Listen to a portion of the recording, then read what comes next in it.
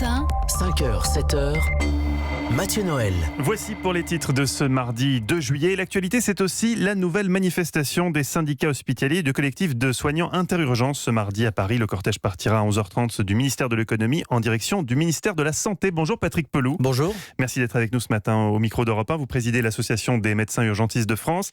Cette journée est présentée comme la dernière ligne droite du mouvement national de grève entamé mi-mars avec plus de 150 services d'urgence concernés, presque 4 mois de mobilisation qui continue donc aujourd'hui.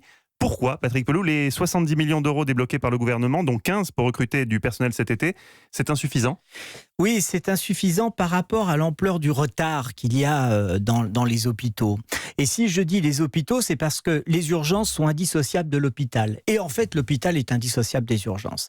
Ce qui est intéressant, c'est qu'en fait, ce conflit qui naît de collectifs d'interurgence qui travaillent avec les grandes confédérations syndicales comme la CGT, FO, etc., reste avec une idée un peu indépendante, un peu nouvelle. C'est pour ça qu'en fait, ça se calque un peu sur l'évolution politique qu'il y a eu avec le conflit social des Gilets jaunes, où il y a un mouvement assez spontané, très mobilisé, parce qu'on est encore à peu près 150 services d'urgence qui sont en grève et qui se déclarent en grève.